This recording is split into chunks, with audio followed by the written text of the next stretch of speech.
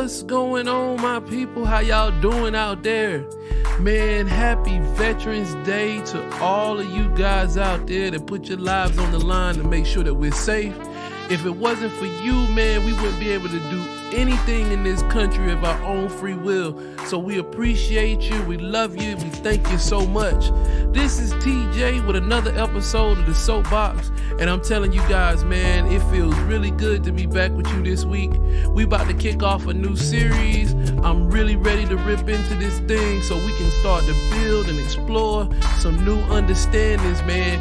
And look, any of you guys that would love to chime in, come check out The Soapbox live and direct and actually get your voice on the mic, by all means, it's wide open for you. So come on and check us out. All right, enough of that. Let's jump into the episode.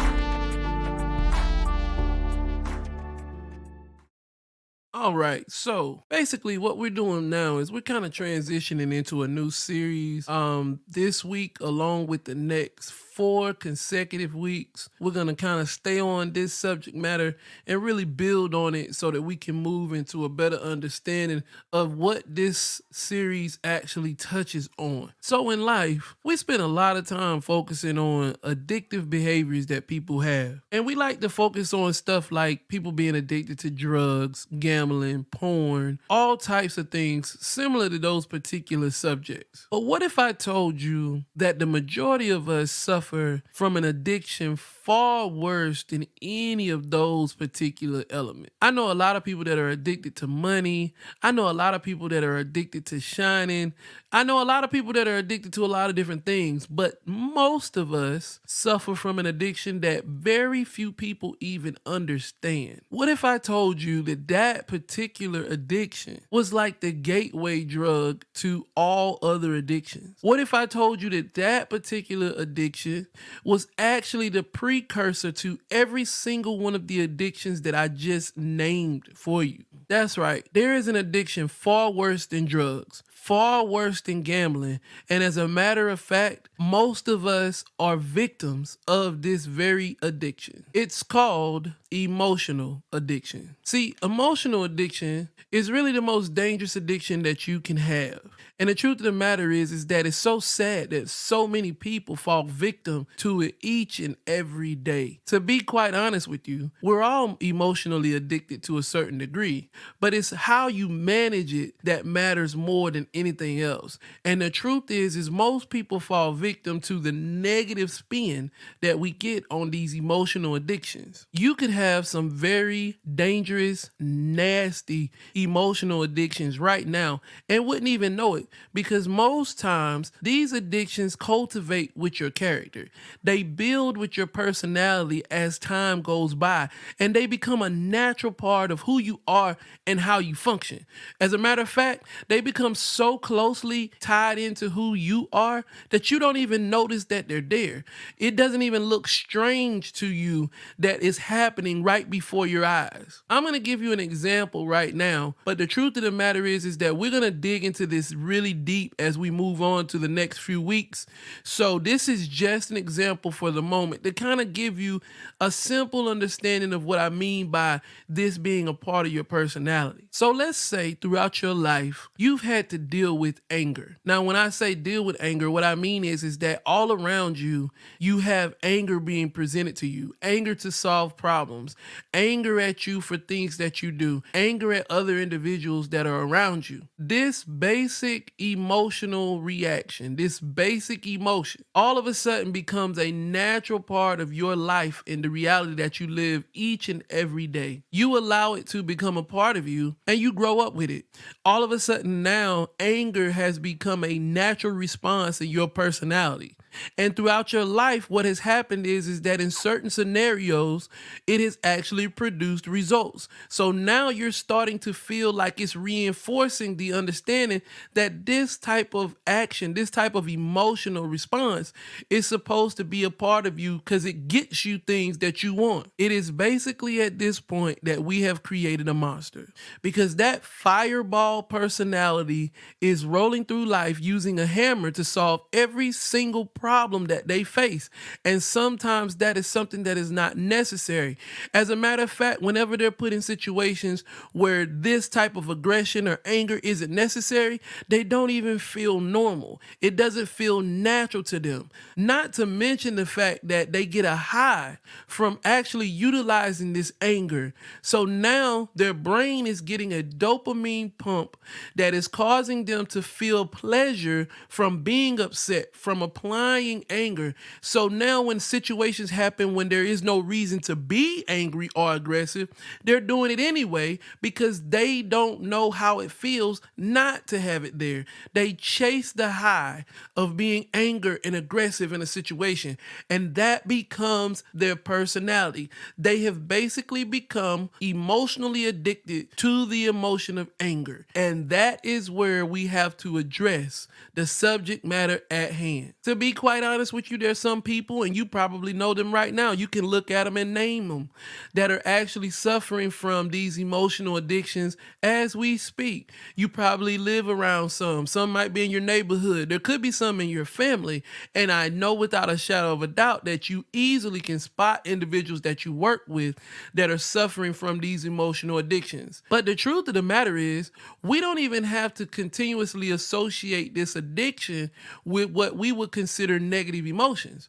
It's quite possible that positive emotions could be put right in place with this same scenario and still cause negative outcomes and detriment to the individual because they are addicted to the feeling. So throughout this series, we're going to take a deeper look at how we can control these emotional addictions, how we can really kind of look at the way that our lives are structured, and where are the areas where we seem to be allowing these addictions to take more control. Now, I'm no scientist, I am no physicist, I'm not a psychiatrist or a psychologist. I don't have any PhDs in the subject matter at hand, but I have done extensive study of it. And what I would suggest that you guys do is also do the same thing. One of the key aspects to becoming a better version of yourself is actually knowing yourself, understanding why you do the things you do, and learning how to control your impulses, how to control what you think, how you feel. That is vitally important in being able to turn yourself into something new. So I encourage you guys, if you are listening to this, pick up a book about emotional addiction. Pick up a book about emotions. Pick up a book about your mind and understanding why you do the things you do. So in order for us to understand emotional addiction, we've really got to dig into something that most people don't touch on. See, we spend a lot of time focusing on our IQ, which basically measures our intelligence. But we very rarely spend time working on and focusing on our EQ, which is actually our emotional intelligence. Now, like I mentioned to you guys earlier, there are tons of books and literature, things that you can study on emotional intelligence. It is very important that you understand that, because a lot of times people are going through so many different situations and so many internal battles because they really don't understand themselves. So I encourage you, start studying something on emotional intelligence and start looking at yourself in a different light. Emotional intelligence is traditionally broke down into 4 different subsections. And each week we're going to take a deeper dive into each one of those subsections and actually look at how it affects us in a whole and how not cultivating it will cause us to allow emotional addictions to ruin and run our lives. But just as a brief overview, I'm going to break down the 4 subsections right now. So the first subsection is self-awareness. And self-awareness is all about your ability to understand what is going on with you. It is an honest assessment of who you are and what you are thinking, what you are feeling, what you are capable of, what you intend on doing, what you're willing to do. It is really a deeper understanding of who you are as a whole in the reality that you are living. The second subsection is called self-management. And self-management is all about the process of how you handle you, how you deal with your issues, how you express yourself to the world, how you actually exist.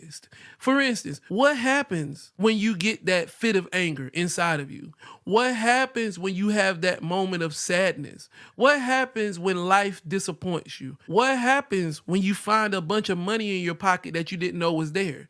All of those different events and things and changes inside of you have to be managed. And it is important that you understand the way that you can manage yourself in the most constructive way possible. The third subsection is called social awareness. Now, social awareness is all about where you stand in the world, how you deal with other people. It's largely related to the understanding of who you are, but also who others are.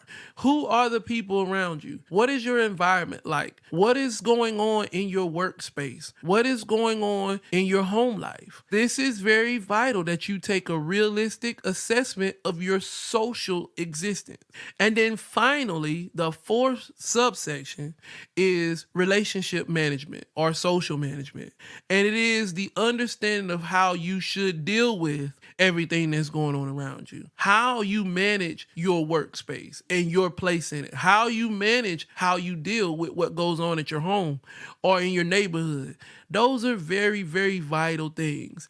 All right. For us to truly understand this emotional addiction situation, we've really got to take a deeper look at why people do the things that they do.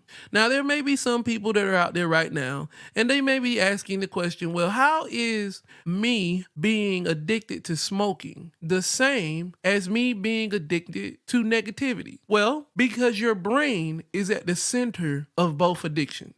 What you have going on all day, every day, even when you're asleep, are what's called neurotransmitters. Now, I'm not trying to get extremely scientific or medical with you, but I do have to tell you that you have chemicals operating in your system, in your brain, every single day. When you sit down in the morning and you decide that you're going to look at the news, there is a chemical reaction in your brain that releases pleasure neurons that cause you to actually find enjoyment in what you're doing. But what you don't understand is that this actually happens throughout the day all the time. There are many things that go on throughout the day, and your mind begins to reinforce with these chemicals the understanding that what you did was enjoyable. The problem with this is that you can actually train your brain to see negative situations like a positive. Your body becomes actually accustomed to that existence. I don't ever want you to be like this, but there are a lot of people that are. They flourish in negativity. They flourish in situations that cause them stress or cause them some type of hurt or pain, because what has happened is they have trained their mind to actually respond as if that type of feeling is needed. Now, I am going to give you an example here of the roadmap to how this becomes a part of your psyche, how this becomes a part of who you are. So everything follows this exact same trend. First, there is an event. That event creates a mood. If that mood is carried for a long enough time, it becomes a tendency or a temperament. If that tendency or temperament continues, and if it grows and festers, it becomes what's called a personality trait. It basically becomes a part of that individual's personality, and it's what you are accustomed to seeing from them. If that personality trait is not addressed, it will become either one or two things. It will become a character attribute or it will become a character flaw. This is how the chain works. Now, I'm going to give you an example, but in this example, I'm actually going to give you a comparison of two people. And I'm going to explain to you what's happening in with each person as we move through this situation. So we have person A and person B. The situation is that the individual that we're dealing with has lost their old job and now they have a new job. Of course, they've got to pay bills, but now their new job is requiring them to wake up extremely early in the morning, and they're just not a morning person. That's not the type of life that they intended on living. But now this new circumstance has them feeling very odd. So person A wakes up every morning and they're irritated. They're disgruntled. They don't want to do it. They talk about it as they wake up. They talk about it as they go to work. When they get to work, they talk about it. They are just extremely unhappy with the fact that they have to get up that early in the morning for this job. But they have to do it because they have to pay their bills. So until they find another job, or until this job changes for whatever reason, they have to continue. So now they gain what we call a irritated mood. Irritated every time you talk to them about this particular job. Person B wakes up and they understand and accept the fact that this is what they have to do for the time being. So their mood is not irritated. It's actually more satisfied. They're more calm. They're more collected. They're not complaining about the job on a regular basis or the fact that they have to get up that early. That's just not their thing. So now we have two separate moods as we move into the next phase. So our irritated person continues to complain over and over and over again. But you guys know as well as I do that once you begin to get irritated with one thing, it always leads to other things. So now this individual isn't just irritated with the fact that they have to get up early to come to work. Now they're irritated with things that happen at work. Now they're irritated with people that are at the job. And all of a sudden, it just seems like everything irritates them. Stuff that doesn't even have to deal with the job whatsoever is just continuing to irritate this individual. So now they have created a temperament. And they have moved from just a simple mood of being irritated to now they actually have a temperament of irritation. While person B continues to understand that this is the job. There are going to be things that go bad. People are going to piss you off. There are going to be things that are going to happen that you have no control over. So their temperament is not irritated at all. They may get a little upset here or there, but ultimately their temperament is very cooperative. It's not one that's going to be in opposition of most of what's going on. So now we've moved from a mood of irritation to a temperament of irritated and a mood of satisfaction to a mood of cooperation. So now when we bounce back to person A, not only are they irritated at work, but now they're taking their irritation home. Because if you spend all day irritated, it's very hard to turn it off when you get home. So now, as you leave work, you're irritated and you're complaining and you're finding more things to complain about as you get home. You're not finding a moment's peace. So now you have developed a personality trait of being irritated. People are identifying you as a ill individual, someone who is always irritated. So now you have cultivated a personality of irritation. While person B, on the other hand, has decided to not allow the situation at the job to affect their life. No matter what goes on throughout the day, they're not going to allow it to come home with them, and they're not going to take home to work. So now this individual has started to move forward. They've gotten past the irritation of having to deal with the nuances of this new job. And now they've actually moved to a situation where they're starting to look forward. So they've created a personality trait of progression that is going to work in their favor as they move forward. So this brings us to the end of the cycle, because now person A has cultivated a character flaw. They are seeing the world through irritated eyes, all because there was a situation that was created where they had to change jobs. This also reflects onto everything that they do moving forward. However, person B has created a character attribute. They've created something that they can catapult from, because now that they've dealt with this situation, they've cultivated themselves so that they can move forward. Now they're able to really see things that person A could never see, because now they can actually reach out and be positive about the movements that they make. Are both people going to deal with problems? Yes. Are both people going to deal with issues? Yes. Will both people see disappointments? Absolutely. But the difference is that person A is literally soaking in the idea of being irritated with everything that they're dealing with. And person B is pretty much trying to find their way through the weeds. It makes a difference when your personality is one of a positive nature that's trying to find solutions, as opposed to always identifying the negative, always identifying what's wrong. You don't have to be that type of individual, but if you have cultivated your personality to follow that trait, then that is what it will do. That's why I try to encourage people to not speak negatively all the time, not speak about situations in a negative connotation. Try to always look around and see what you can find that is going to work in a positive win for everybody.